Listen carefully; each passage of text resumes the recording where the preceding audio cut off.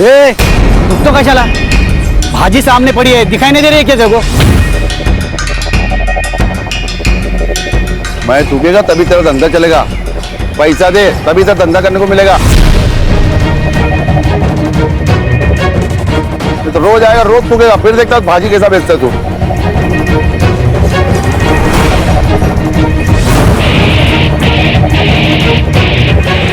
वैसे तेरे पास बेचने के लिए और भी महंगी चीज है। ए, हफ्ते में कितने बार आएगा कटोरा लेके? ये हफ्ते का परसों ही दिया ना पैसा तेरे को।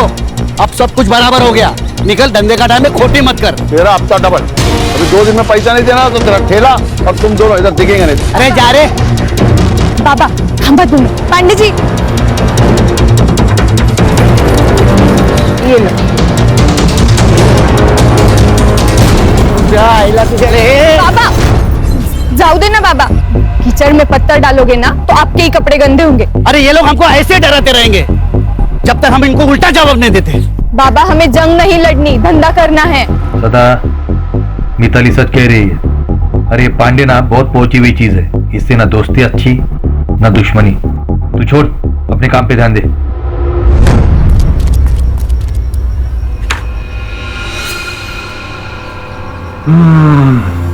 कौन सा सेंट है? मस्त है भाई, ये जो आपने दिया था। तभी मैं बोलू, दिल की धड़कन क्यों चुक गई मेरी?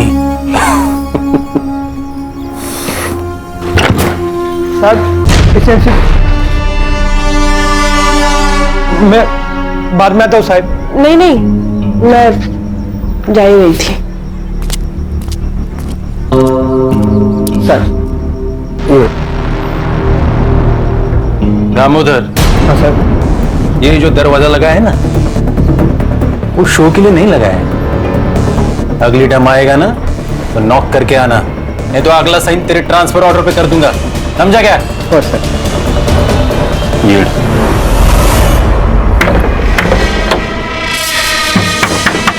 बाबा, काका आप? काका वाका छोड़, सब आप किधर है? बाबा घर पर नहीं है। देख, उसको तो अकल नहीं है, पर क्या है ना, तू समझदार है।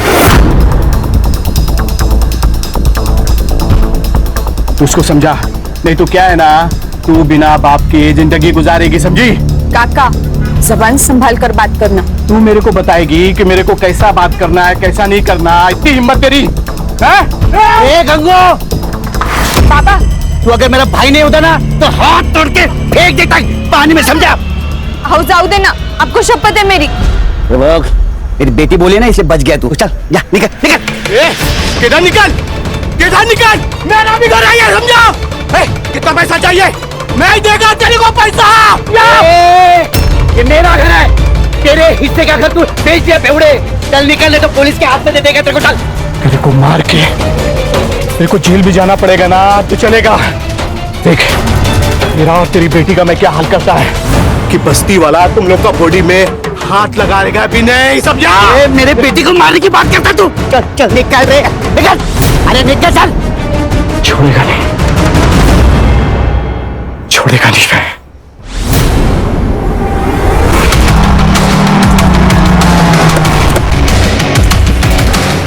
चलो चलो चलो, ए बंद कर, ए टिकली चल, ए कपड़ा चल, वो घरी जाओ, निकल। डॉक्टर बाबू, ये सब क्या चल रहा है? ये रोज का नाटक है इन लोगों का। लेकिन अपने पास तो लाइसेंस भी है और पांडे को पैसे भी तो देते हैं ना हम लोग। अरे कोई फायदा नहीं है, ये लोग अभी सब वाहन नहीं लेके ना फेंक देंगे। बंद कर, घरी जाओ, घरी जाओ। चल चल, बंद कर, बंद कर।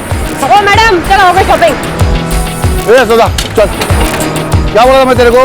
मेरे थूक के बगैर तो धंधा नहीं कर पाएगा। मैं आता था, जा, क्या करना कर ले, चल। क्या? अरे दादा रुको, दादा रुको। पुलिस पे हाथ उठाता है हराम को। देखो, ये पुलिस बिना मतलब हमको मारती है। ये पांडे के साथ पुलिस मिली हुई है, इनको पैसा भी दो और पुलिस का मार भी खाओ। इसमें सदा की कोई गलती नहीं है, सब गलती है पांडे की। हाँ, ये पांडे। ठीक है, ठीक है, ठीक है। ए चलो चलो चलो चलो, जाओ जाओ जाओ, बंद करो, चलो जाओ जाओ।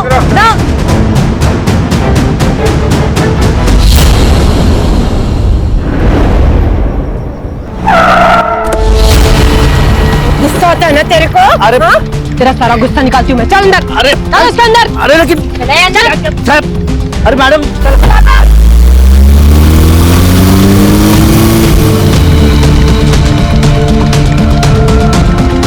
काका, वो पुलिस वाले बाबा को लेके गए।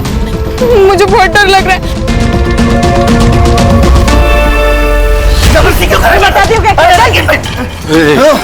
शेर के मुंह में हाथ डालेगा तो काटेगा ही ना, काटेगा ही ना, साहब सब देख रहे हैं। जो करना है वो अंदर जाके करो।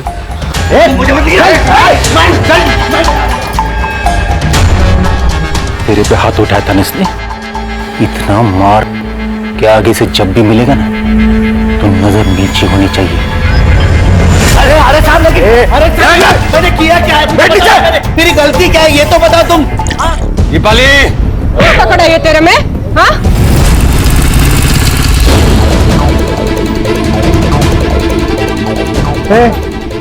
भाजी मार्केट है, बिना परमिशन के अंदर जाने के लिए। मेरे पापा अंदर है। क्यों मार रहे हो मेरे पापा को? पूछताछ चल रही है। पापा, पापा। देखना, अंदर जाने नहीं दे रहे, प्लीज देखना, प्लीज। सुनिए, मेरा नाम महेश है, महेश पवार। मैं पीएसआई निकम को जानता हूँ, उनको बुला देंगे प्लीज। ठीक है, बैठो यहाँ पे।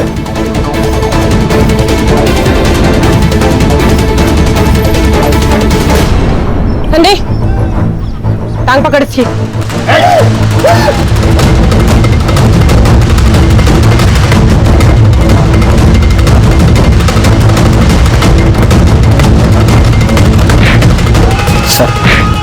ए दामोदर, अरे वो दरवाजा बंद करना, आवाज से कान फटा जा रहा है मेरा। ये देख महेश, उसने पुलिस पे हाथ उठाया, उसको सजा और सबक तो मिलेगा ही ना। गरीब लोग हैं सर, माफ कर दीजिए उनको। मैं कुछ नहीं कर सकता।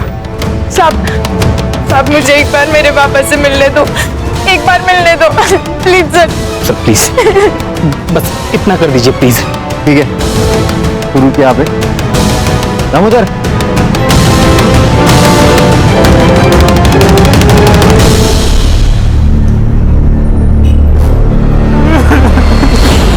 कपड़ा तो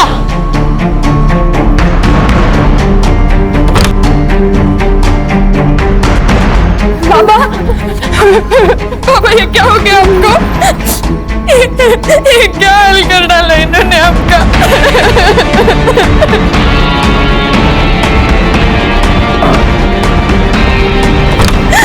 हम छोड़ेंगे नहीं इनको, हम लड़ेंगे, हम जरूर लड़ेंगे। लड़ेगी तू? लड़ेगी? ये तो बिना पिए ही गर्म हो रही है। पता नहीं मेरी शेरनी अब क्या करेगी उसके साथ। जाओ ना साहब, बहुत हो गया, मर जाएंगे वो, खाली पॉकेट में फंस जाएंगे हम।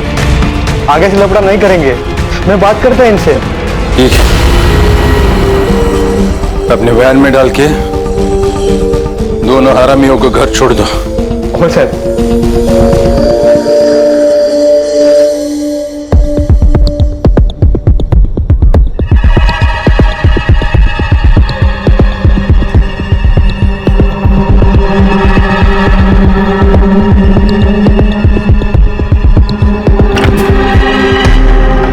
भिखारी,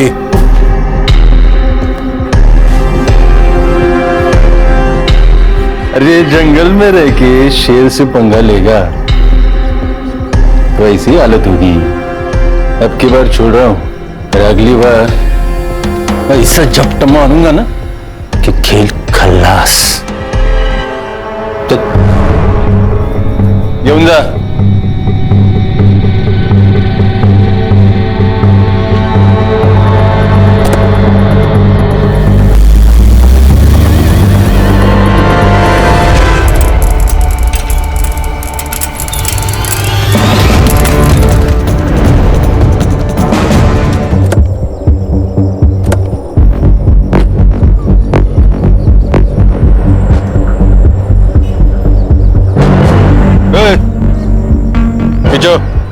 साहब, ये तो हमारे सदाबाबू और मिताली है साहब। अरे किसी गाड़ी ने उड़ा दिया होगा। गाड़ी कैसे उड़ा है? अगर गाड़ी ने उड़ा है तो ये, और ये सड़क से इतने दूर आकर गाड़ी उड़ाकर चली गई क्या? ये एक्सीडेंट नहीं है भाइयों, ये इनको मारा गया सब, इनको मारा गया, ये एक्सीडेंट नहीं है साहब। चलो आप पीछे हो साहब, चलो चलो। नहीं ये एक्सीडेंट नहीं है। नहीं साहब, ये एक्सीडेंट नहीं है साहब। एम्बुलेंस बोलो। बल्कि खून है खून। ये पुलिस हमसे कुछ छुपा रही है भाइयों। अगर आज हमने इस अन्याय के खिलाफ आवाज नहीं उठाई तो कल इस सदा की जगह हम लोग होंगे और मिताली की जगह हमारी बेटी हो सकती है। इसलिए जब तक ये पुलिस वाले अपने सदा और मिताली के कातिल को नहीं पकड़ती तब तक ये मार्केट बंद रहेगा। पुलिस प्रशासन, पुलिस की गुंडागर्दी, पुलिस की तानाशाही, पुलिस की गुंडागर्दी। जनता का आक्रोश और लोकल पुलिस की प्रति नाराजगी की वजह से ये इन्वेस्टिगेशन एसआईटी को सौंपी गई।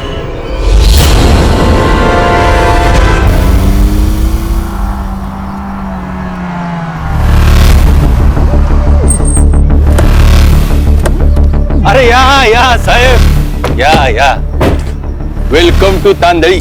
Mumbai police team SIT. Nikam, अब भगत क्या बसला है? जाओ साहब का चाय नाश्ते का देखो। सरकार ने इनको हमारी मदद करने के लिए भेजा है, पता है ना? दोनों बॉडीज किधर है? बॉडीज सुनाई कम देता है। दोनों बॉडीज किधर है?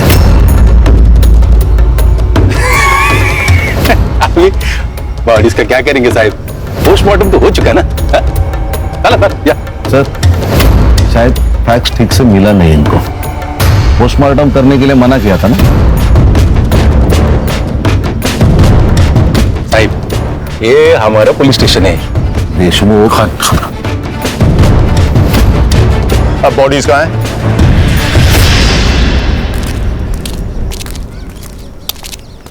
साहब,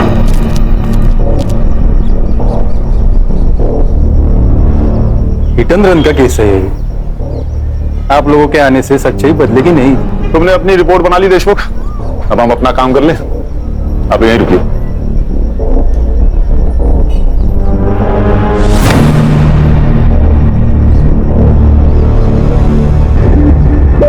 सर मर्डर ही है, पूरे बॉडी पर कट से बहुत सारे जख्म हैं और सर लड़की का सर भी फोड़ा गया है। ये जो हिट एंड रन केस बोल रहा है ना, केस डाइवर्ट करने के लिए सर। क्या बोलता है साहब? मतलब हम लोगों ने जो कुछ काम किया है वो बेमतलब है? नाम के लिए काम कर रहे हो तो काम छोड़ दो देशमुख। एक्सीडेंट केस है, अंधे दिख रहे हैं हम। नहीं, आप लोग अंधे नहीं है, हम लोग अंधे। अभी आप लोग आए हो ना, तो आंखें खुली करके ये सारा इन्वेस्टिगेशन कर लो। हमने किधर रोका है? रोका है?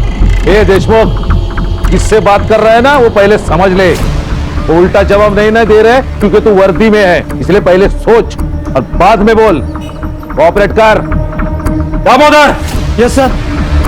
ये दोनों बड़े साहब को तो दोनों बॉडीज की फाइलें दे दो। हो गया कॉपरेशन?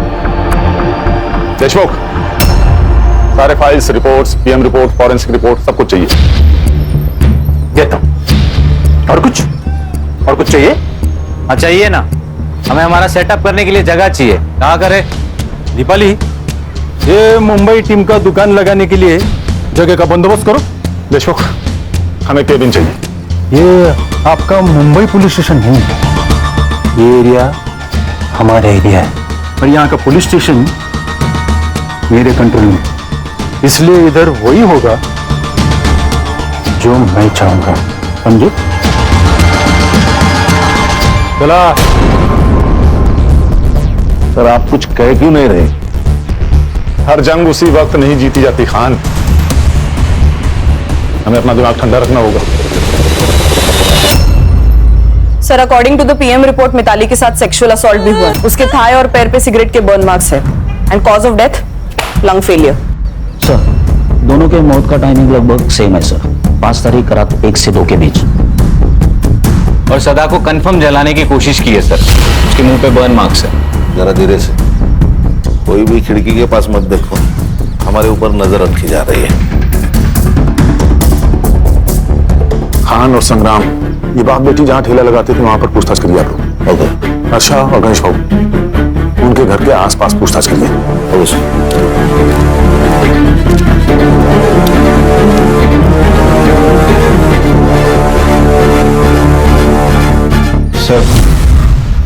सब हाथ से निकल रहा है। मुझे तो अब डर लगने लगा। डरने का नहीं, इनको जो करना है करने दो। मैं हूं ना, मैं सब संभालूंगा। गरीब लोग थे साहब, अपने काम से काम रखने वाले। किसी के साथ पंगा? गरीब लोग कहाँ किसके साथ जाकर पंगा करेंगे साहब। मगर हाँ, वो म्यूनिसिपालिटी वाला दिनकर पांडे है ना साहब, वो रोज आकर मिताली और सदा को परेशान करता था साहब। उस दिन वो पुलिस वाली दीपाली है ना साहब, उसके बाद पुलिस वाले आए और हमारे सदा को लेकर चले गए।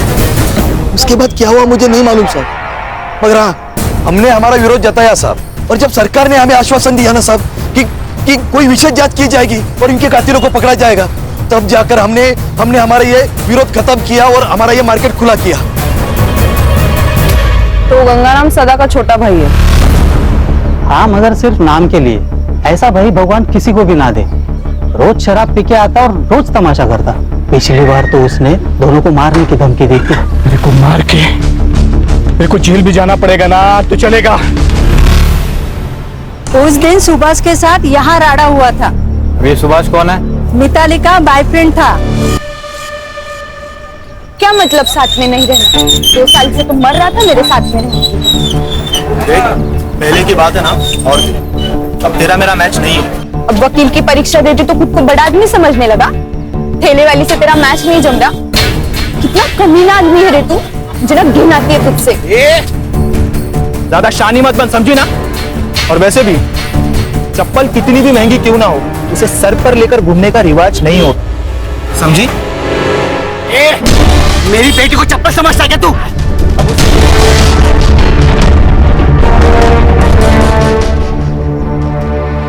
तो अब तक हमारे पास सस्पेक्ट हैं सुभाष, गंगू और म्यूनिसिपैलिटी वाला दिनकर पांडे। तेरे पीआई देशमुख का कुछ समझ में नहीं आ रहा है। सदा को उठा कर उसने पुलिस स्टेशन में लाया, लेकिन हमें पता है नहीं। कुछ छोटा मैटर होगा सर। सर, बात छोटे बड़े की नहीं है। अगर हमसे कोई बात छुपाई जा रही है, मतलब कुछ तो गलत किया होगा। सर, मैं ये पीआई देशमुख से बात करता हूँ। नहीं खान, ये हमारा केस है, इसे हम अपने तरीके से सॉल्व करेंगे। हर्षा और गणेश भाऊ गंगू से बात करेंगे। तो खान, ये पांडे को उठाओ और ये जो लवर बॉय है सुभाष ना, उसे तुम देखो। तो देशमुख से तो मैं डील करता हूँ। गेला बघ निकम, गेला देशमुख, हर छोटी इंफॉर्मेशन मेरे लिए मायने रखती है। उस दिन तुम सदा को यहाँ पुलिस स्टेशन लाए थे, हमें क्यों नहीं बताया? सदा? निकम, कौन है सदा? SIT चीफ हूँ देशमुख, गणितबाजी मत करना मेरे साथ। दामोदर, इस केस का हर डिटेल साहब को देने का पता नहीं क्या? वो सर, उस दिन दिल्ली से मिनिस्टर साहब आ रहे थे, तो हमने उस सब्जी वाले को उठाया था। बदतमीजी की थी ना उसने। बदतमीजी की थी? अभी कोई हमारे साथ बदतमीजी करेगा तो क्या ऐसे ही छोड़ देने का उसको? और उसको नहीं, बहुत से ठेले वालों को उठाया था। शाम हो गई, छोड़ दे। एंट्री की रजिस्टर में? नहीं। अरे मंदिर से बाहर चोरी होती ना चप्पल, उतनी भी केस की औकात नहीं। मिनिस्टर साहब चले गए, सबको छोड़ दिया। अब बाहर जाके उनके साथ क्या होता है हमको क्या पता। हाँ, मैंने धमकाया था सदा भाऊ को, पर ये मेरे घर का मामला है। तेरे को क्या करने का है? अबे बेवड़े, बता सदा और मिताली को क्यों मारा? मैडम, मैं काय को मारे?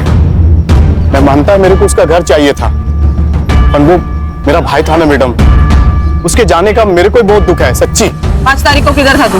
किधर रहेगा मैडम, इधर ही रहता है। मैं रात को इधर ही सोता है, काम पे जाके फिर वापस इधर ही आता है मैडम। ये देख, जब तक मैं ना कहूं तब तक शहर छोड़ के जाने का नहीं, समझा?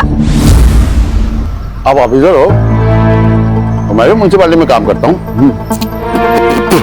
हमको सब पता है। जाओ पहले वारंट लेके आओ, हम डरते नहीं पुलिस वाले से। वारंट से हीरो बनेगा? बताओ क्या SIT क्या चीज है? मारो साहब, मारो और मारो इसे। बहुत हरामी चीज है ये पांडे। इसने मारा साहब उन दोनों को, इसे छोड़ना मत साहब। सदा और मिताली को क्यों मारा? सर, मैंने नहीं मारा सर। हफ्ता देने में नाटक करते थे तो आप बनती नहीं थी उनके साथ। 200 रुपए के लिए कोई जान लेते क्या? मैं अब तो ही कसम खाता हूँ सर, मैं नहीं मारा। 5 तारीख को कहा था? घर पे था, मेरी बीवी को पूछा। सुभाष 5 तारीख को ऑफिस आया था। 5? वो तो पिछले 4-5 दिन से ऑफिस ही आने हैं। आए तो इन्फॉर्म करना, ठीक है? ठीक है सर। सर, ये एरिया का हीरो है ना, पीआई देशमुख, और उसकी ये टीम हमसे बहुत कुछ छुपा रही है। उन्होंने हमसे कहा था कि शाम 4 बजे बाप बेटी को उन्हें घर छोड़ दिया, लेकिन मैंने मार्केट में सदा के घर के आसपास पूछताछ की तो पता चला शाम से रात तक इन्हें किसी ने नहीं देखा। झूठ का महल बनाया है खान। एक सबूत मिला और केस सॉल्व। ये गंगाराम और पांडे की कॉल डिटेल्स और कॉल लोकेशंस निकाले, कुछ तो जरूर पता चलेगा। और सर ये सुभाष भी मिसिंग है। इसका कुछ तो पंगा हुआ था सदा और मिताली के साथ, जान से मारने की धमकी भी दी थी इसने। तो लव अफेयर वाला एंगल है। अच्छा, उसका सेल ट्रैक पर रखो। ये बाप बेटी की 5 तारीख की कॉल डिटेल्स भी निकालो। सीडिया से पता चल जाएगा कि जिस दिन सदा को थैली से उठाया गया था उस दिन मिताली पुलिस स्टेशन गई थी या नहीं, और फिर वो पुलिस स्टेशन से कब निकली, सब पता चल जाएगा। और सर गंगाराम ने कहा कि दारू का अड्डा बंद होने तक वो वही था, लेकिन रात को ना वहाँ पे लोग होते हैं ना कोई सीसीटीवी कैमरा। और ध्यान रखो उस दिन पुलिस स्टेशन में कितने मोबाइल एक्टिव थे, सब।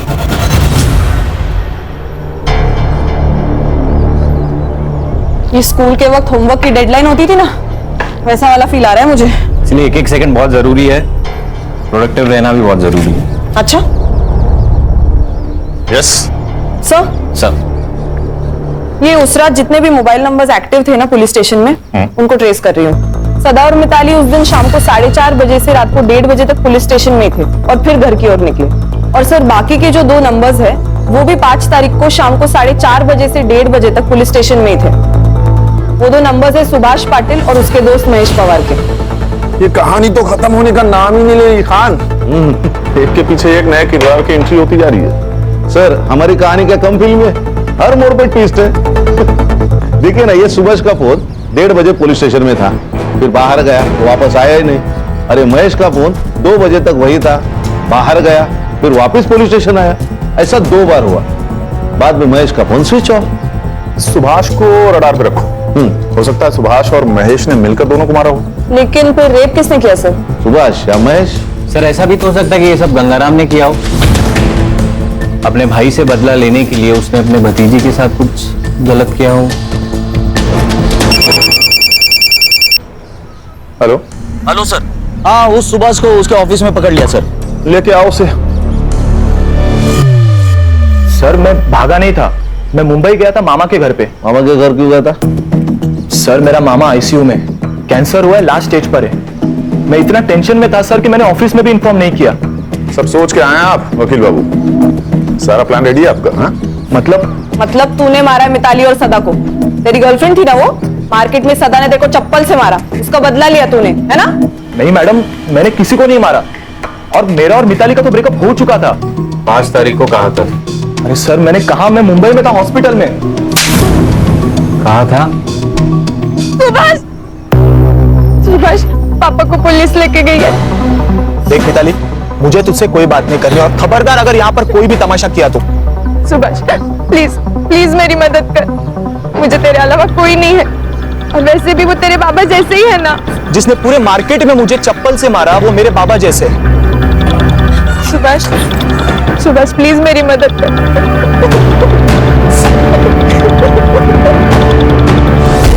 मैंने मेरे दोस्त महेश को कॉल किया सर, और उसे पुलिस स्टेशन बुलाया। उसकी जान पहचान है, सोचा कुछ फायदा होगा। साहब मुझे एक बार मेरे पापा से मिलने दो, एक बार मिलने दो प्लीज सर। बस इतना कर दीजिए प्लीज सर, मेरी रिक्वेस्ट है सर, प्लीज। दामोदर। और सर कुछ 1 घंटे बाद वो दीपाली मैडम बाहर आई, और उन्होंने मुझे उन दोनों के कपड़े लाने को कहा। क्यों? यही सवाल मैंने उनसे पूछा मैडम, लेकिन उन्होंने कहा कि खराब हो चुके लेके आओ, तो मैं लेके आया। लेकिन सर ऐसा उन्होंने 2 बार किया, मुझे कुछ समझ में नहीं आ रहा था। फिर सर थोड़ी देर बाद वो बाहर आए, मैंने देखा उनकी हालत बहुत खराब थी। फिर देशमुख साहब ने उन्हें कार में घर भेज दिया, और सर मैं भी घर चला गया। और सर घर जाके मुझे मामी का कॉल आया और मैं मुंबई के लिए निकल गया। देखो वकील साहब, कानून के तिकड़म तुम भी जानते हो और हम भी जानते हैं। कहानी अच्छी बुनी है तुमने। नहीं सर, मैं सच कह रहा हूँ। सच तो ये भी हो सकता है कि तुम उनके पीछे गए और वहां जाकर उन दोनों को मार दिया। बदला बहुत बड़ा नशा है। क्यों? नहीं सर, मैं सच कह रहा हूँ, प्लीज मेरा यकीन करो।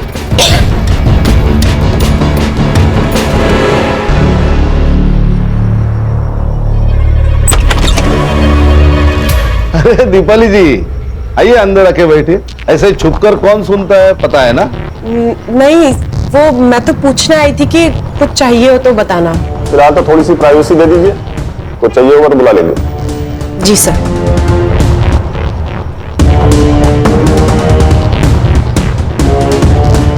सुभाष, तुम जा सकते हो, लेकिन शहर छोड़ के जाना नहीं।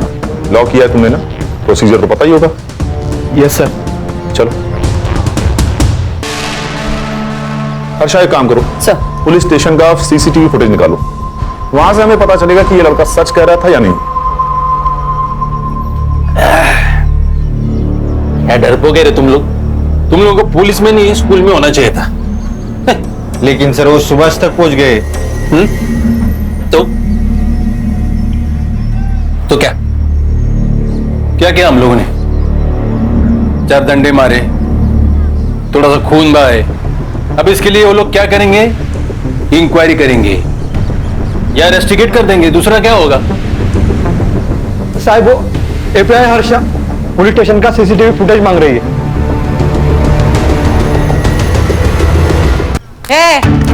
क्या है? क्यों चाहिए सीसीटीवी फुटेज? क्या साबित करना चाहती है? हमने मारा है? जा, मारा है हमने। क्या कर लेगी? रिस्पेक्ट से बात कर, एसआईटी से अब। तो क्या राजू, हाँ जा, नहीं देते फुटेज तेरे को, जो उखाड़ना है ना उखाड़ ले, जा जा। एसआईटी, उठ।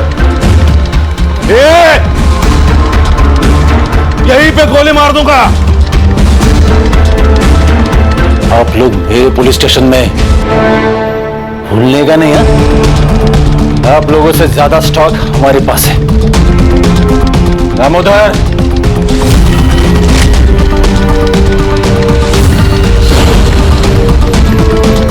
अभी ट्रिगर दबा दूंगा ना, सबका खेल खल्लास हो जाएगा। समझे क्या? देशमुख, क्या चल रहा है ये सब? क्या नीचे?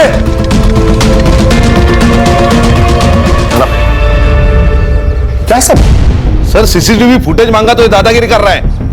सर ये लोग दारू पी के आए ड्यूटी पे। देख देशमुख, सीसीटीवी फुटेज दे दे, नहीं तो मजबूरन मुझे आईजी को इन्फॉर्म करना होगा। नहीं, गलती हो गई, गलती हो गया।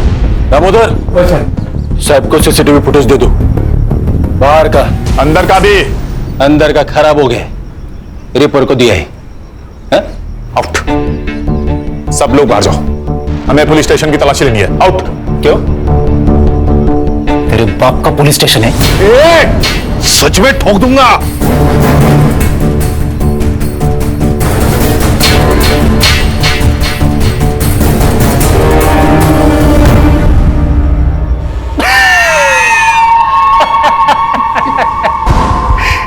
क्या बरला?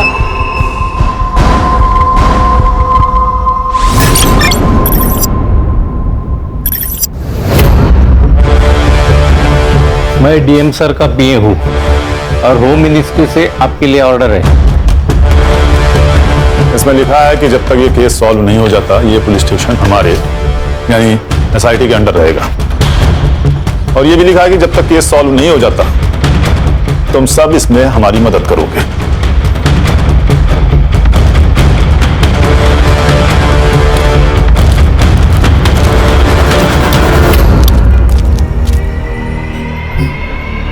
मैंने कहा था ना खान, हर जंग उसी वक्त नहीं जीती जाती।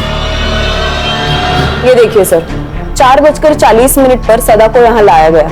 उसके 20 मिनट बाद सुभाष और मिताली पुलिस स्टेशन पहुंचे और फिर कुछ ही देर में महेश भी अपनी बाइक पर आया और फिर 11 बजे महेश और सुभाष उन दोनों के कपड़े लेने बाहर गए और फिर वापस आए। ये 2 बार हुआ सर। सर फिर ये 1:30 बजे सदा और मिताली को पुलिस वैन से घर तक छोड़ा गया। उसके बाद सुभाष भी वहां से निकल गया, लेकिन ये महेश अंदर बैठा था करीबन आधा घंटा। आधा घंटा अंदर कर क्या रहा था? और पोस्टमार्टम के हिसाब से सदा और मिताली की मौत रात 1:30 से 2:30 के बीच हुई। अगर दामोदर उस दिन उन दोनों को घर छोड़ने गया होगा तो बचे हुए 45 मिनट में ही सब कुछ हुआ होगा। Absolutely right. फॉरेंसिक टीम बुलाकर सारे रूम को अच्छे से चेक करो तुरंत। Yes sir.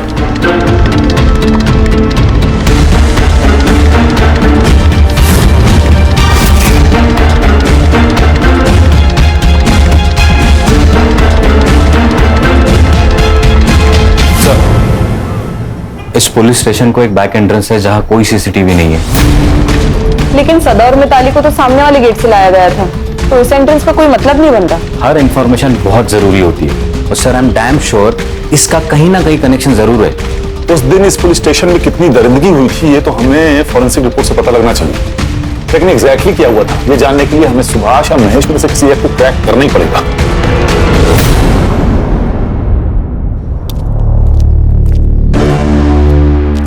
सर, एक बुरी खबर है।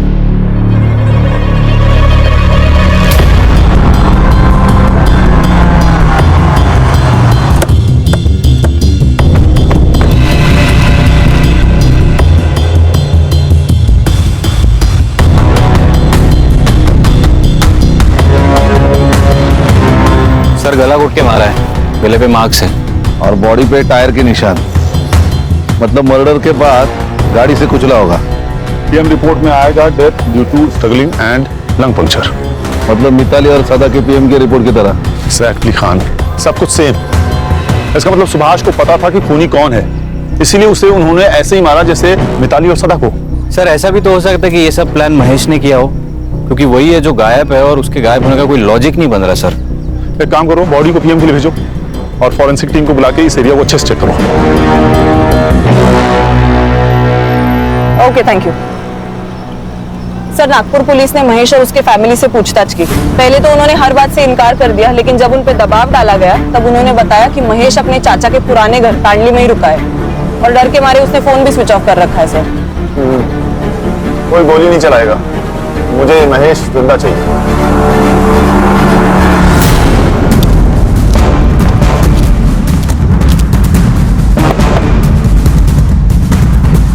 कौन है? अरे हम पड़ोसी हैं।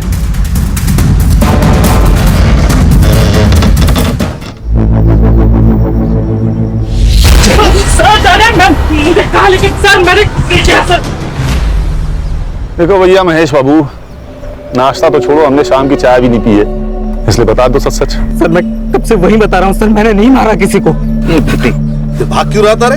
छुपा क्यों था? सर मैं डर गया था सर, और मुझे पता था कि कोई भी लफड़ा हुआ तो सबसे पहले मैं ही फंसूंगा।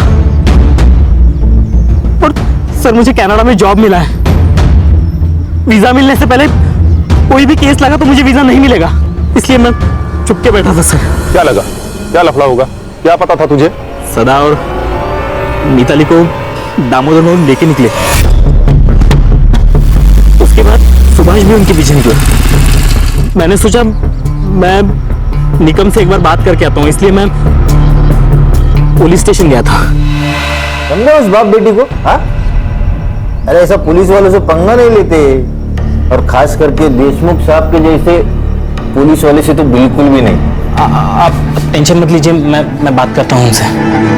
हाँ, वो तेरा वीजा आया क्या? नहीं, वो अभी प्रोसेस चल रहा है। आ जाएगा रे, टेंशन मत ले, महीना इधर। हाँ,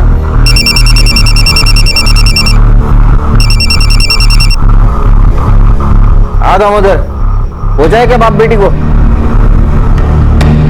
क्या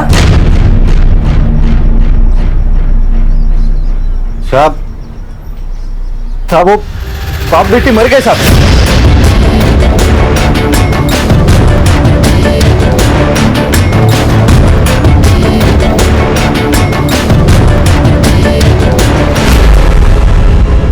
महेश तू निकल, थोड़ा अर्जेंट काम है अपने को, बाद में मिलता हूं तेरे को।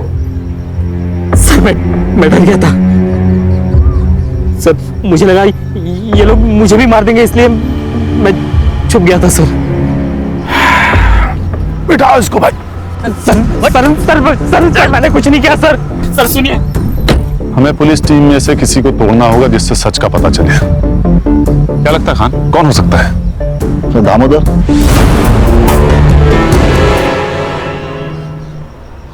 देखो दामोदर, कभी कभी हम ना चाहते हुए भी हादसे का शिकार हो जाते हैं। मैं जानता हूं तुम्हारे साथ कुछ ऐसा ही हुआ होगा। देखो महेश ने तुम लोगों के खिलाफ गवाही दे दी है, तो अब बचने का कोई चांस नहीं। हाँ, अगर तुम सरकारी गवाह बन जाते हो तो तुम्हारे लिए आसान होगा। बताता हूँ। उस रात देशमुख सर ने मुझे सदा और मिताली को घर छोड़ने के लिए कहा था। ए उतरो सदा।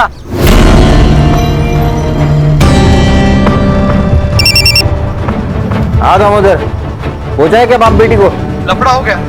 वो बाप बेटी दोनों मर गए। क्या? वो दोनों बाप बेटी मर गए साहब। एक मिनट रुक।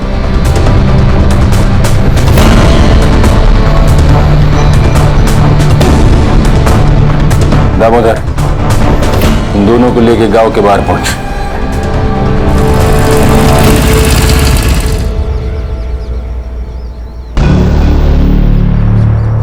ए सुभाष,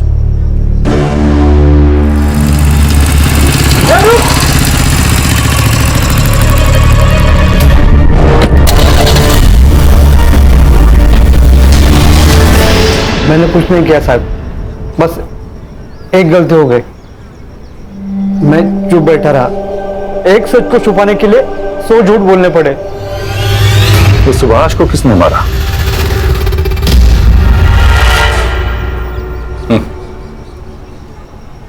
सुभाष तक तो तुम पहुंच ही गए थे। उस दिन वो पुलिस जीप के पीछे पीछे चला गया था। मिताली और सदा के मौत की भनक लग गई थी उसको। एक ना एक दिन अपना मुंह खोल ही देता, इसलिए मैंने उसको। फिर मिताली का रेप किसने किया? Municipality officer Pandey. Deshmukh sir और पांडे दोस्त हैं। अरे वो 2 टके के बाप बेटी ने दीपाली पे हाथ उठाया था। सबक तो सिखाना ही था ना। और वो पांडे, वो मिताली के पीछे पड़ा ही था, इसलिए मैंने उसको फोन करके बुला लिया।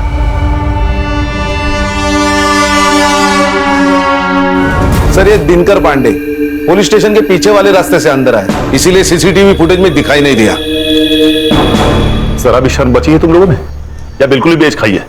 अगर तुम लोग पुलिस वाले नहीं होते ना तो मैं 3rd डिग्री का इस्तेमाल करता। अच्छा, इन लोगों पर ऐसी ऐसी धाराएं लगाओ कि इस जन्म में बाहर ही ना निकल पाए।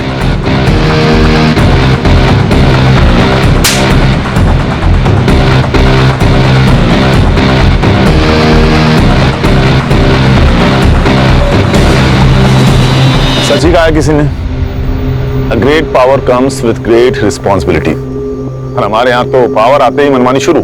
ऐसे चंद पुलिस वालों की वजह से पूरी पुलिस फोर्स बदनाम हो रही है सर। खान, एक पुलिस ऑफिसर को पर्सनल और प्रोफेशनल लाइफ दोनों अलग रखनी चाहिए। देशमुख और दीपाली ने सदा के साथ हुए गलती से झगड़े को ईगो पर ले लिया, और ईगो ने तो रावण का सर्वनाश कर दिया। इंसान क्या चीज है?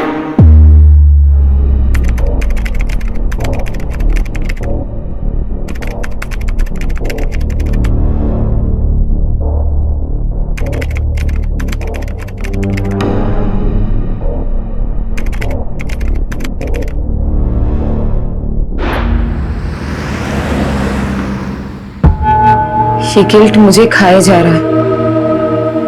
क्यों किया मैंने ऐसा? क्या हो गया था मुझे? ये भी तो एक क्राइम है ना। सब कुछ इतनी जल्दी में हो गया कि मुझे कुछ समझ में ही नहीं आया। और अब ये समझ नहीं पा रही हूं कि ये गिल्ट खत्म कैसे होगा।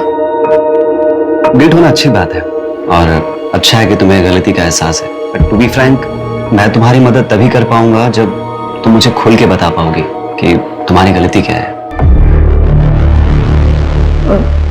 मुझे लेट हो रहा है, मैं चलती हूँ।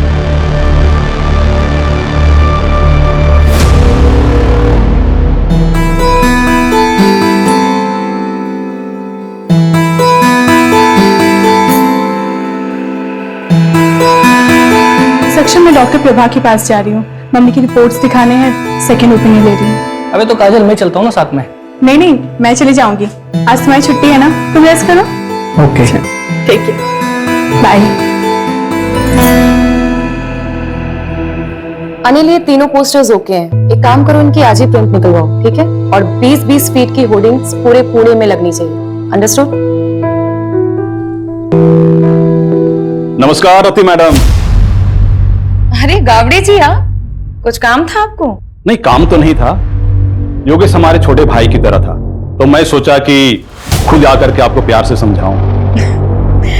तो एक कॉल ही कर लेते ना, इस उम्र में इतनी तकलीफ क्यों दे रहे हैं खुद को? आप अकेली औरत मैडम, कैसे करोगी ये सब?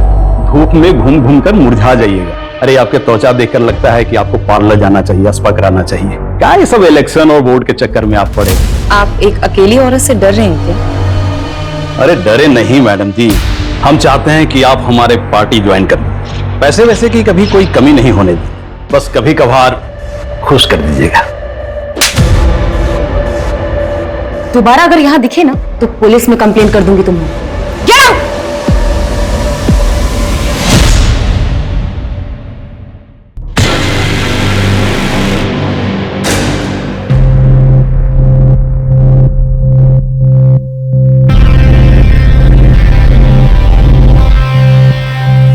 रति, कब तक हम ऐसे छुप छुप के मिलते रहेंगे? काजल प्लीज मुझे थोड़ा और टाइम दे दो, मैं अब तक उस गिल्ट से बाहर नहीं आ पा रही हूँ।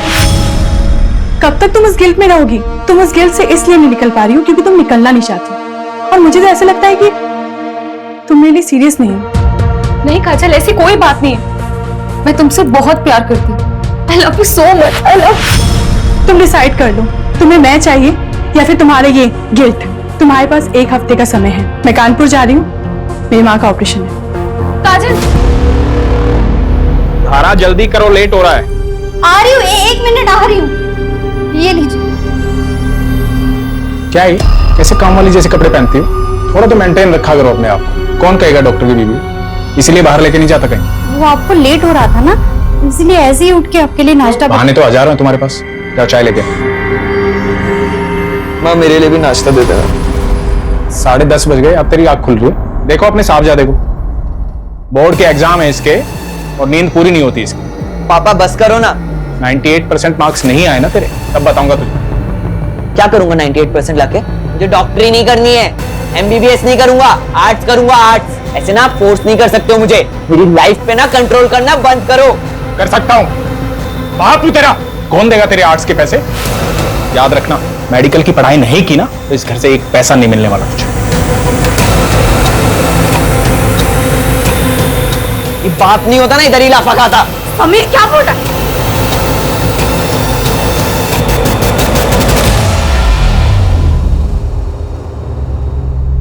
माता जी, ये दवाई मैंने लिखी है और ये हमारे कैंप की तरफ से फ्री है। जुग जुग जियो बेटा, तुम बहुत ही अच्छा काम कर रहे हो। भगवान तुम्हारी सारी मनोकामना पूरी करे।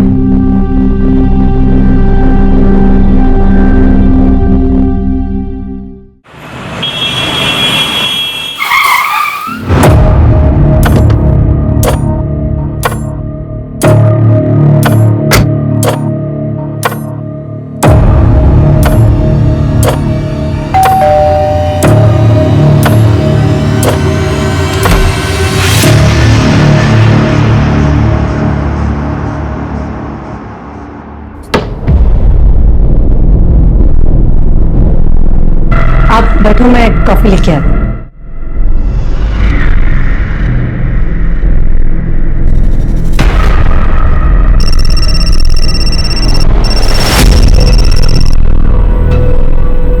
रवि, वो मैंने आपसे जो 2 लाख रुपए मांगे थे ना बैंक से निकालने के लिए, वो प्लीज लेके आना। सारा फालतू चीजों के लिए पैसे नहीं है मेरे पास, पहले भी कई बार बोल चुका हूं मैं। रवि, आप अच्छे से जानते हो मैं पैसे वेस्ट नहीं करूंगी, मुझे जरूरत है इसीलिए मांगी।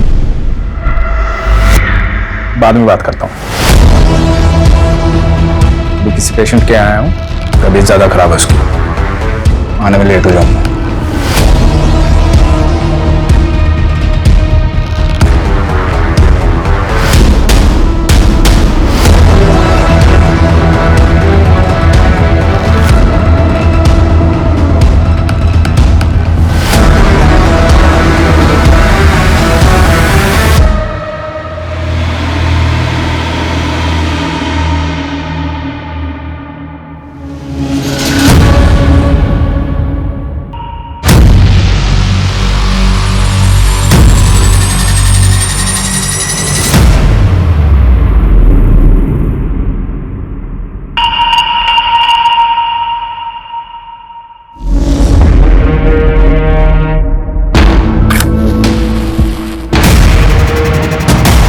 किया है।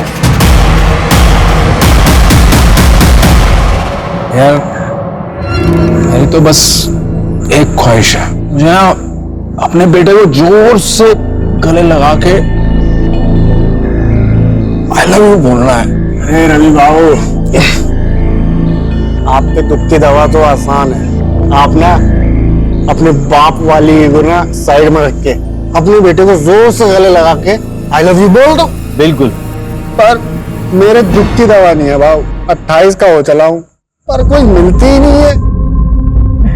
अरे ऐसा लुक्के के जैसा घूमेगा तो तेरे को कभी कोई नहीं मिलेगी। भाव आप तो लुक्के नहीं हो ना, तो आपके आगे पीछे क्यों नहीं घूमती 4-5 लाला है? मुझे लुक्का बोल रहे भाव। मैं क्या बोल रहा था कि लड़की खड़ी है, शर्म नहीं आती तुम लोगों को? हाँ?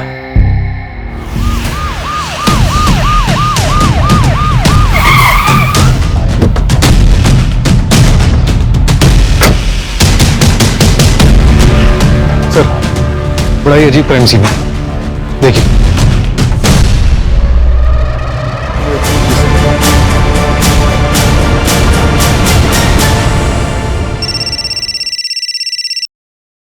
हेलो,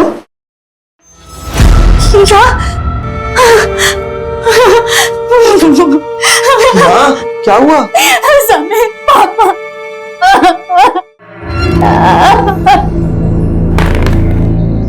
क्या बात है?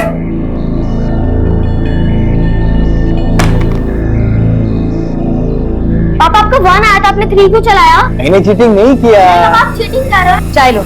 आई देखो ना पापा चीटिंग कर रहे हैं। क्या टिया, तू भी किसको बता रही है? ये तो खुद चीटर है।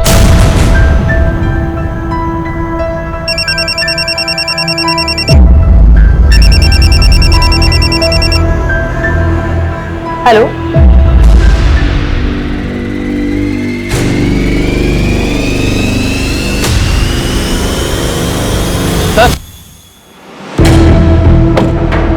सर ये रवि की सीढ़ी है। किसका नंबर है?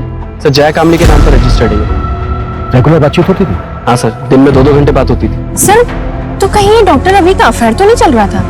पॉसिबल है। पोस्टमार्टम रिपोर्ट आई? सर डिटेल पोस्टमार्टम रिपोर्ट आने में 1 हफ्ता लगेगा। प्राइमरी पोस्टमार्टम में ये आया है कि तीनों की बॉडी में 250 ml से ज्यादा अल्कोहल है। मतलब पूरे चांसेस है कि फुल नशे में हो। उनके पास ऐसा कोई रीजन नहीं था कि वो सुसाइड कर लेते।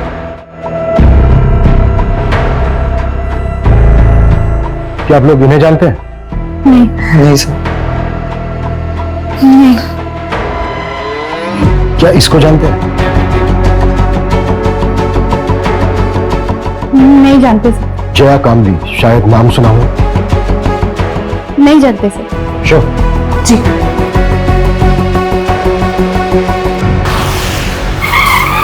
प्रदीप ने लास्ट कॉल जिस नंबर पे किया वो नंबर आपका है, मिसेज लता तांबे। कैसे जानते थे आप प्रदीप? सर मैं अच्छी तरह जानता हूं उसे। हमारी बेटी को पढ़ाने आता था। पढ़ाता क्या था? 1 नंबर का ठरकी था। अच्छा हुआ मर गया। बिल्कुल सही। टिया आज के लिए इतना काफी है, बाकी कल कर लेंगे। ठीक है सर। मुझे कुछ काम से बाहर जाना है सर। मेरे बेटी को हाथ कैसे लगाया तूने? मेरे बेटी को हाथ लगाया कैसे तूने? विनय मैं तो सिर्फ पढ़ा रहा था। मैंने मेरी आंखों से देखा तू क्या कर रहा था। निकल मेरे घर से, निकल जा मेरे घर से। विनय, मेरे बेटी के आसपास भी दिखाई दिया ना तो जान से मार दूंगा तुझे मैं। ये टिया के साथ यहाँ गंदी गंदी हरकतें कर रहा है। मोबाइल पे बैठे बैठे खेलती रहती है वो। क्या बकवास कर रहे हो तुम? अच्छा मैं बकवास कर रहा हूँ और तुम जो कर रहे हो बहुत अच्छा कर रही हो तुम।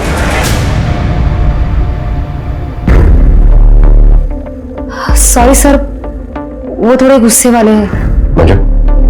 यस। इन दोनों को देखिए, कभी आपने प्रदीप के साथ देखा है इन दोनों को? जानती हैं आप इन्हें? नहीं, मैंने नहीं देखा। प्रदीप की फैमिली में से जानते हैं किसी को? क्योंकि हम उसके घर पे गए थे, घर पे ताला लगा हुआ था और नेबर से भी हमें कोई खास इन्फॉर्मेशन नहीं मिली। नहीं सर, उसने कभी कुछ बताया नहीं। शायद वो अकेला ही रहता था। अच्छा मिसेस तांबे, क्या आप कोई ऐसा रीजन जानती हैं जिसकी वजह से प्रदीप सुसाइड कर सकता है? नहीं सर, मैं अच्छे से जानती हूँ उसको। प्रदीप सुसाइड कर ही नहीं सकता। अपना वादा याद है ना तुम्हें? भूली तो नहीं? वरना मैं अभी भी पुलिस के पास जा सकती हूँ। नहीं, पुलिस के पास मत जाना। मैं रवि के अंतिम संस्कार में बिजी थी। मैं तुम्हारा काम कर देती हूँ। जल्दी करो, मैं और दिन ज्यादा वेट नहीं कर सकती। हाँ ठीक है।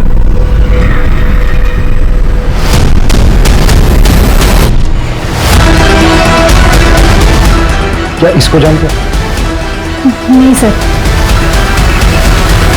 Doctor, I am really worried for Rati. उसके पीए को भी कॉल किया था पर उसे भी नहीं पता वो कहाँ है। कुछ दिन की छुट्टी बोल करके गई थी। हाँ, आज रति का सेशन था पर वो आई नहीं।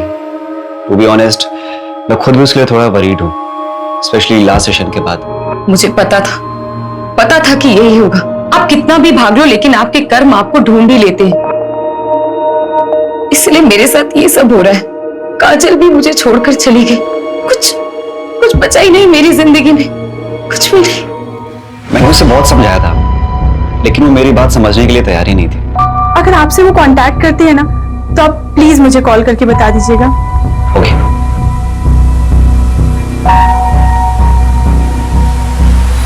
सर, डॉक्टर रवि ने पाषाण में 3 करोड़ का फ्लैट बुक किया। 3 करोड़ का फ्लैट? जी। नवीन कौन है? बेटा नॉमिनी। फ्लैट बीवी के नाम पे बुक किया। हाँ लेकिन सर, गन की बैलिस्टिक रिपोर्ट आ गई। ये देखिए, थोड़ी सी शॉकिंग है। रवि के पास जो गन थी उससे एक भी बुलेट नहीं निकली। प्रदीप और जो अननोन विक्टिम मिला है उनके गन से एक बुलेट निकली। लेकिन गोली तो तीनों को लगी। तो फिर तीसरी गोली किस गन से चली? सर, अननोन विक्टिम के हेड में जो गोली मिली उसकी बैलिस्टिक रिपोर्ट बन रही है। 2 दिन में गन का पता चल जाएगा। इसका मतलब साफ है कि वहां पर कोई चौथा भी था। मुझे शुरू से ही लगा कि वहां पर एक औरत भी थी जिसकी चूड़ी मिली थी हमें, और वो औरत वो नहीं हो सकती। इंस्पेक्टर बिल्लू सिंह रिपोर्टिंग साहब। चले। ए शामराव, लेकर जाओ इसको। हर हफ्ते का नाटक है। लॉकअप में डालो और शाम तक उसे छोड़ना। कल 1 minute Manju. Shamrao. Yes sir. इसको बाहर लेकर चलो। Suresh, gun your seat down. Okay sir.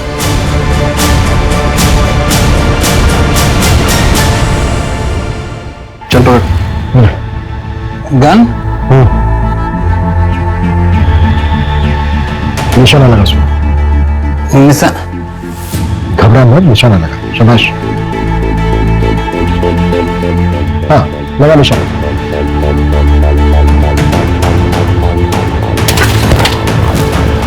इसको तुरंत हॉस्पिटल लेके जाओ और इसका अल्कोहल कंटेंट चेक करो। क्विक। चलो मान लेते हैं ये है मिस्टर एक्स। मिस्टर एक्स के राइट हैंड में गन थी। मिस्टर एक्स ने प्रदीप को शूट किया। प्रदीप के राइट हैंड में गन थी। प्रदीप ने रवि को शूट किया।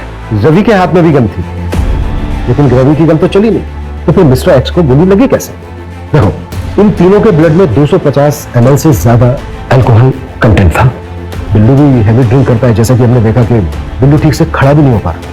निशाना लगाना तो दूर की बात। सर, तो फिर ये मिस्टर एक्स और प्रदीप का निशाना इतना सटीक कैसे लगा? दोनों में से किसी का भी निशाना नहीं चुका। इसका मतलब ये पूरा क्राइम सीन सेटअप था। एग्जैक्टली, हमें गुमराह करने के लिए। ये कोई मास सुसाइड नहीं बल्कि मास मर्डर था। इसका मतलब साफ है कि यहाँ पे इन तीनों के अलावा भी कोई चौथा था, और ये चौथा है हमारा असली मर्डर। ये ले तेरे पैसे और अपना मुंह बंद रखना। और हाँ, याद है मुझे मेरी डील? शहर छोड़ के चली जाऊंगी मैं। तेरे लिए यही अच्छा होगा। और गलती से भी समीर की कंप्लेंट पुलिस में नहीं करूंगी। बोला ना, नहीं करूंगी।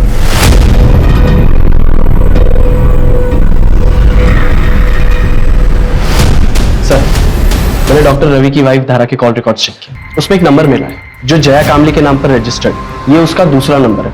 और सर, अजीब बात तो ये है, धारा और जया की बात डॉक्टर रवि के मरने के 1 दिन बाद से शुरू हुई।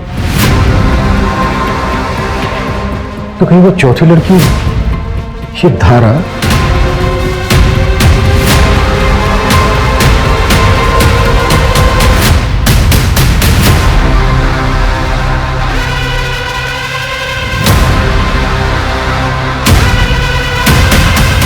जी, मैं जानती थी जया को। उसका रवि के पास इलाज चल रहा था। उसने रवि की मौत के बाद सांत्वना देने के लिए फोन किया था। जी।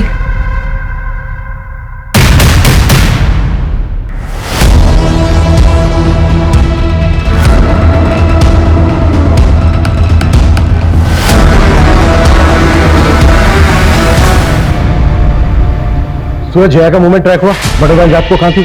सर जया का फोन तो सिर्फ घर पे ही एक्टिव था और कोई ऐसा क्लू नहीं मिला जिससे ये पता चले कि जया क्राइम साइट पे गई। जैसे क्राइम साइट पे जाने वाले सभी रास्तों का सीसीटीवी हम स्कैन कर रहे हैं। और सर हॉस्पिटल स्टाफ से भी बात हुई, उन्होंने बताया कि जया को डायबिटीज है और ये डॉक्टर रवि इंसुलिन के शॉट लगाने से घर पे जाता है। व्हाट?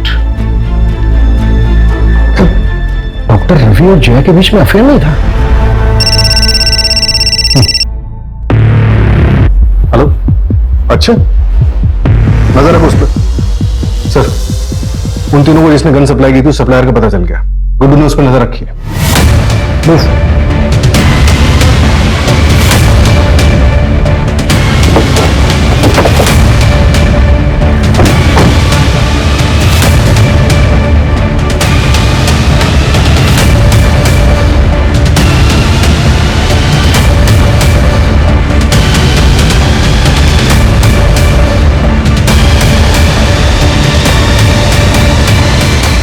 हो जाना आज का खोटा पूरा करें। इन तीनों को गन तूने ही सप्लाई की थी, इसको जानता है तू?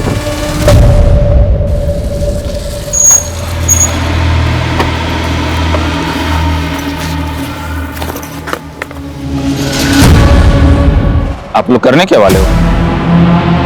मतलब बस पूछ रहा था मैं, अपन को क्या?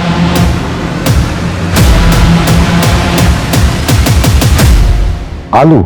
हाँ सब 3 लोग थे, 4 गन लेके गए और उनके पूरे सीट पे आलू भरे थे। ये जो तीसरा आदमी था, इसका क्या नाम बताया तुमने? अक्षय नाम है उसका, यही कोरेगांव पार्क में ही रहता है। मेरा एक दोस्त है जो उसका पड़ोसी है, तो उसी ने डील कराई थी। इस अक्षय का घर परिवार तो नहीं पता साहब, लेकिन वो एड्रेस दे सकता हूँ। तो शायद ये मास सुसाइड ही था। शायद हाँ। गन इन तीनों ने खुद खरीदी। सवाल ये है कि चौथी गन किसके लिए खरीदी गई?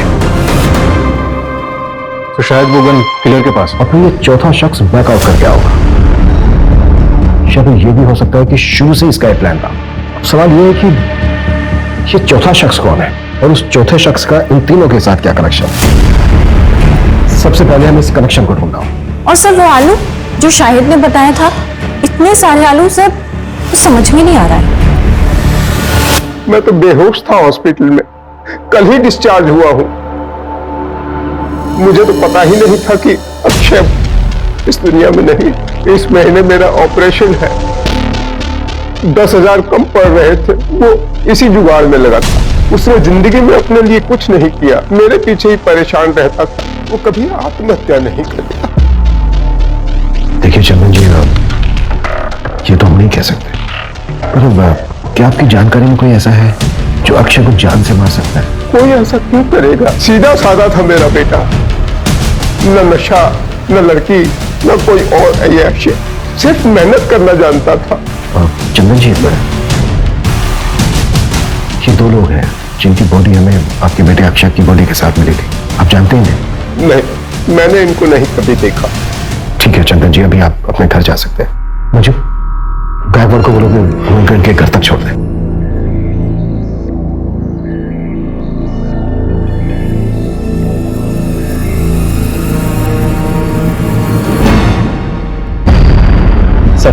अक्षय की मौत जिस बुलेट से हुई है वो मैच हो गई। और सर उस गन की बैलिस्टिक रिपोर्ट अक्षय की बॉडी से मिली गई बुलेट की बैलिस्टिक रिपोर्ट से मैच हुई। किस गन के साथ? सर ये सेम गन एक और क्राइम में भी यूज हुई। क्या क्राइम था? चौंकाने वाली बात है सर, ये क्राइम 14 अप्रैल की रात को 1:30 बजे के करीब हुआ था। ये दोनों मौतों के बीच में 1 घंटे का फासला था। जरूर ये दोनों क्राइम आपस में लिंक है सर। हो सकता है। क्राइम क्या? सर एक औरत ने सुसाइड कमिट किया, उसी के घर में उसी की लाश 4 दिन बाद मिली। रति यादव नाम था, कॉपरेटर योगेश यादव की बीवी। कॉपरेटर योगेश यादव? हाँ सर, और उसकी बीवी रति यादव, ये भी इलेक्शन लड़ने वाली। वो चौथी औरत रति थी। रति के केस में ना और कंफ्यूज कर दिया है। 3 आदमी 1 औरत। आखिर ये करना क्या चाह रहे थे? रति के हस्बैंड ने सुसाइड किया और बाकी के 3 विक्टिम। तो ये सब कुछ रति के पास से तो नहीं जुड़ा हुआ है? फिलहाल हमारे लिए यही जानना जरूरी है कि इन चारों का आपस में लिंक क्या था। क्या ये चारों एक दूसरे को जानते थे? सर अफेयर का भी एंगल हो सकता है। पॉसिबल है, पर सवाल वही है कि किसके साथ? हो सकता है एक के साथ, हो सकता है तीनों के साथ, और यही झगड़ा जलन इन मर्डर्स की वजह बनी। पॉसिबल है। अच्छा, रति यादव की बॉडी किसको मिली थी? रति यादव के साइकियाट्रिस्ट डॉक्टर नीरव।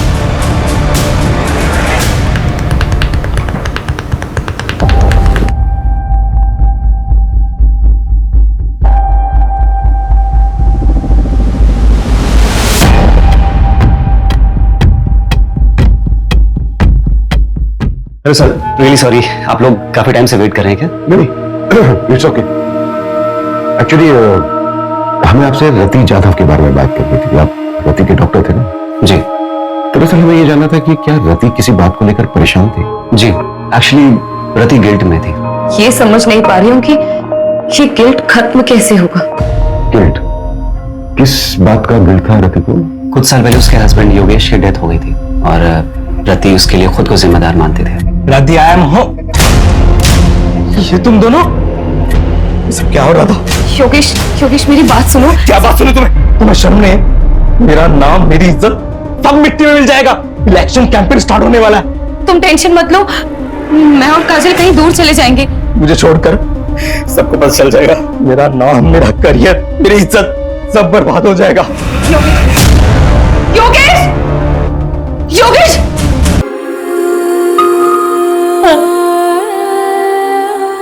सर ये सब सच है सर। हमारे रिलेशन को कोई नहीं समझता। फैमिली और सोसाइटी के प्रेशर में हम दोनों ने शादी तो कर ली, लेकिन हम अपने हस्बैंड के साथ खुश नहीं थे। हमने भागने का प्लान बनाया था। सर वो अब्रॉड जाने के लिए तैयार तो हो गई थी, लेकिन उसको वो गिल्ट खाया जा रहा था। अब्रॉड जाने के लिए? और वो इलेक्शंस? सब वो ये सब कभी नहीं करना चाहती थी। वो तो योगेश के शुरू किए हुए प्रोजेक्ट्स को कंप्लीट करना चाहती थी। उसके बाद ईयर एंड में हमारा कनाडा जाने का प्लान था। अब कनाडा सेटल होने का प्लान था। वहाँ की एक यूनिवर्सिटी में मैंने पीएचडी का फॉर्म भी फिलअप कर दिया था। सब कुछ ठीक चल रहा था, सब कुछ। लेकिन उस दिन हमारे बीच झगड़ा हो गया। कब तक तुम इस गिल्ट में रहोगी? और मुझे तो ऐसा लगता है कि तुम मेरे लिए सीरियस नहीं हो। नहीं काजल, ऐसी कोई बात नहीं है। I love you so much, I love. और मैं कानपुर चली गई। सब मेरी गलती है सर। ठीक है।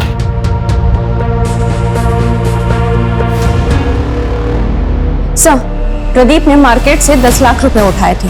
और सर प्रदीप की लोकेलिटी में एक ज्वेलरी शॉप है, उसने वहां से 20 लाख के गहने ऑर्डर किए थे। और सर उसने दुकानदार से कहा था कि वो अपनी बेटी के फ्यूचर के लिए इन्वेस्टमेंट करना चाहता है।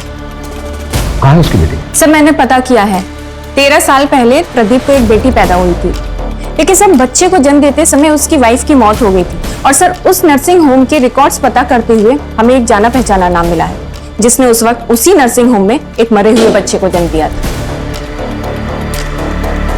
कौन?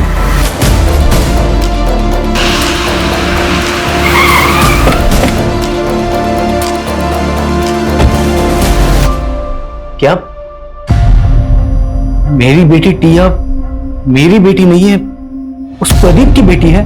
ये बात तुम्हें पता नहीं थी? नहीं सर, इन्हें नहीं पता। वो मेरी प्रीमेच्योर डिलीवरी हुई थी, उस वक्त ये शहर से बाहर थे, इन्हें कुछ भी नहीं पता। सब कुछ अचानक हुआ सर, और मैंने भी इनसे बात छुपा ली, वरना प्रदीप की तरह ये भी मरे हुए बच्चे की बात सुन के टूट जाते। विनय, हाँ 14 अप्रैल की रात को 8 से 12 के बीच में कहाँ थे तुम? विनय सर यही घर पे ही थे, मेरे और टिया के साथ।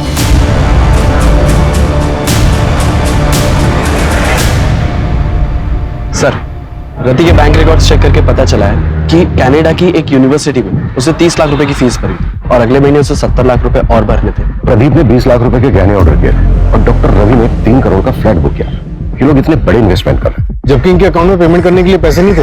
ये भी तो हो सकता है कि पैसा कहीं से आने वाला हो इनके पास, और ये बात पहले से किसी को पता। सर रवि को मारने के लिए धारा, जया और समीर सबके पास मोटिव था। और तो और सर प्रदीप को मारने के लिए विनय के पास भी मोटिव था।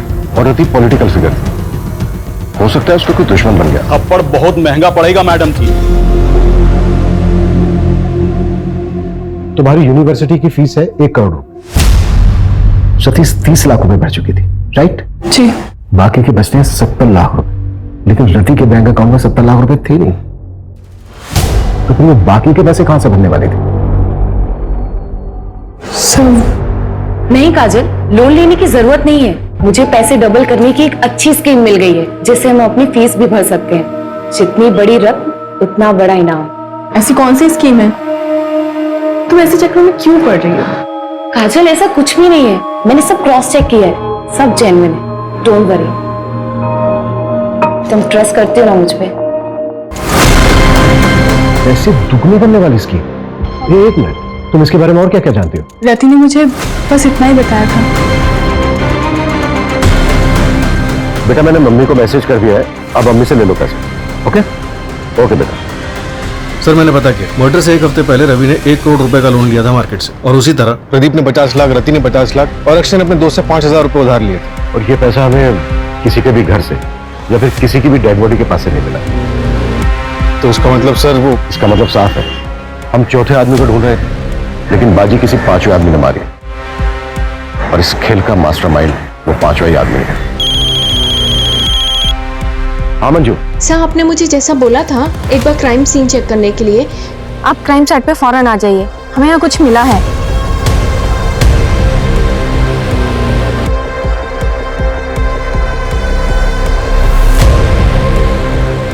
सूरज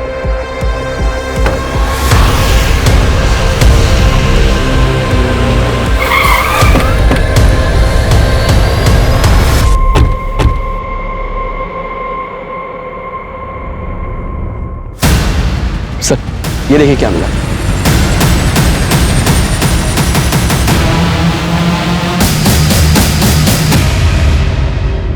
ये चल क्या रहा है? जमीन के अंदर मटकों में आलू। गन सेलर शाहिद ने उन तीनों को गन बेचते वक्त उनकी कार में बहुत सारे आलू देखे थे। Right sir. 4 डेड बॉडीज, इतने सारे सस्पेक्ट्स, पैसा दुगना करने की स्कीम। मुझे पैसे डबल करने की एक अच्छी स्कीम मिल गई है। मास सुसाइड करने का नाटक, और ये जमीन के अंदर इतने सारे मटकों में दबे हुए आलू। सूरज, हमें उस 5वें आदमी को जल्द से जल्द ढूंढना होगा, लेकिन फिर वही सवाल कि वो 5वां आदमी है कौन और कहां है? सर जैसे आपने बोला था, मैंने वो लाइन जितनी बड़ी रकम उतना बड़ा इनाम, उसके बारे में ऑनलाइन सर्च किया तो 10 साल पुराना एक केस गोरखपुर का मिला है। ये रही उसकी फाइल।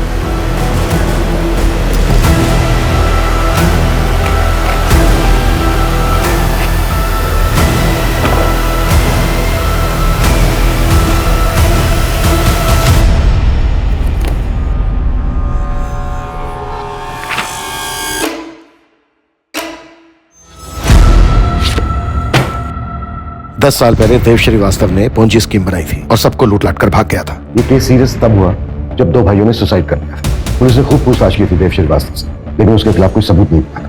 फिर भी मैं गोरखपुर पुलिस से कांटेक्ट करता हूँ, पता करता हूँ कि देव श्रीवास्तव आजकल है कहाँ, है भी या नहीं। क्विक। सर देव श्रीवास्तव 4 साल पहले मर चुका। एक और डेड है?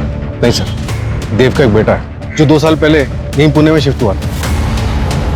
इसका हमारे किसी सस्पेक्ट के साथ कोई कनेक्शन है? हाँ सर, ये देखिए।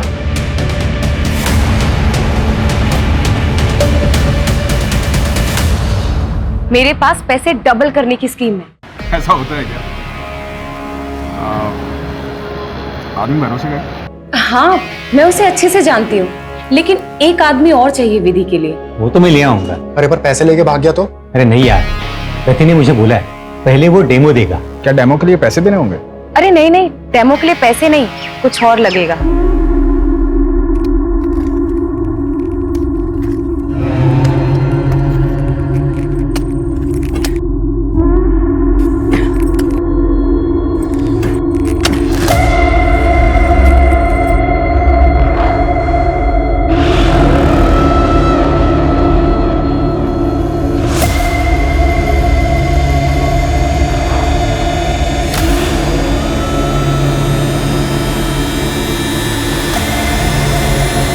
अब क्या करना है?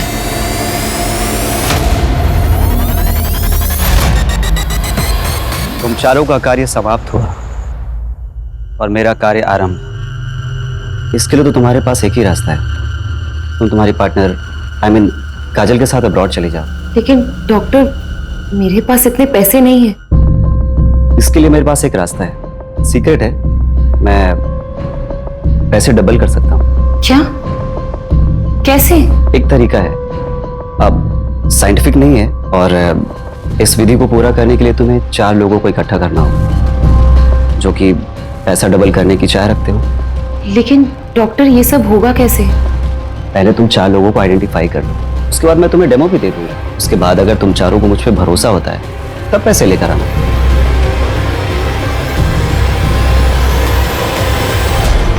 मुझे वरदान है कि मैं जरूरतमंद लोगों के पैसों को दोगुना कर सकता हूँ।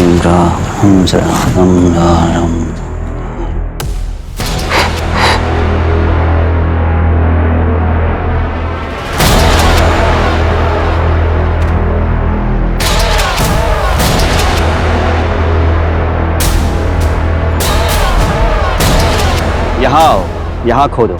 सच क्या है खुद ब खुद पता चल रहा है।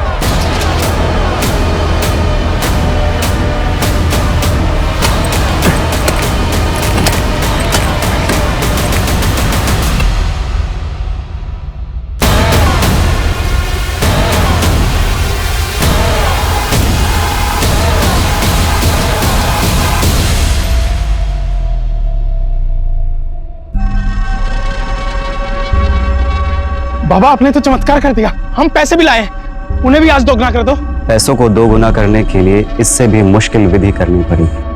मैंने रति को बताया था, इसके लिए शस्त्र की भी पूजा होती है।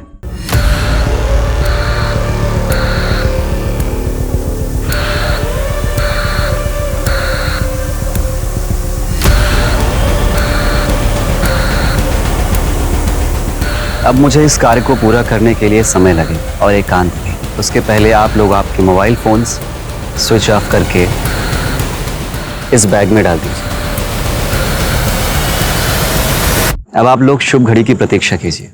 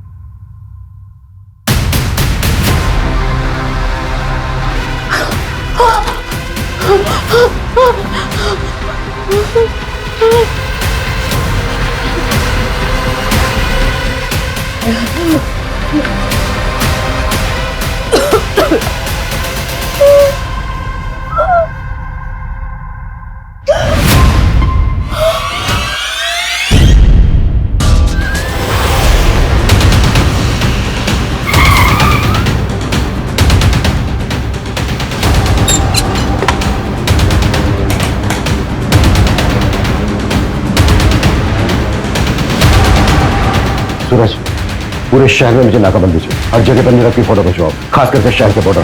क्विक।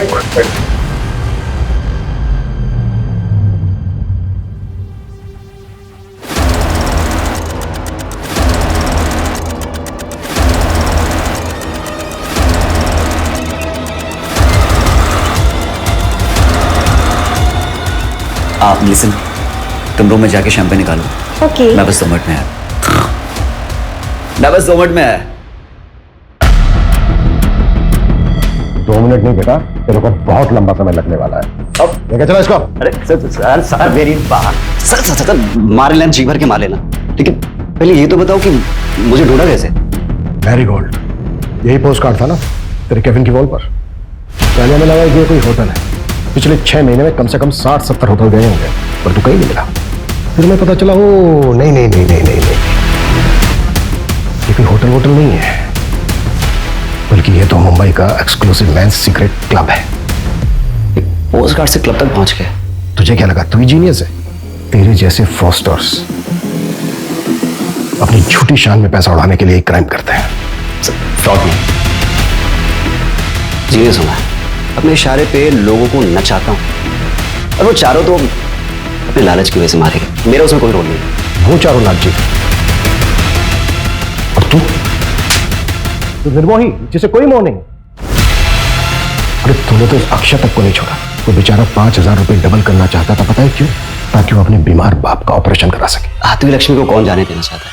मैंने तो बस एक शतरंज की खेल की तरह जाल बिछाया, जो फंसा हो गया। बेटा अब हम तुझे भी नहीं जाने देंगे। अब अपनी पूरी जिंदगी जेल में खेलना था। ये बता तू आलवों को डबल कैसे करता था? वो तो मैं पहले से गाड़ के रखता था, पर लालचियों को मेरी ये मामूली सी ट्रिक भी समझ में नहीं आई।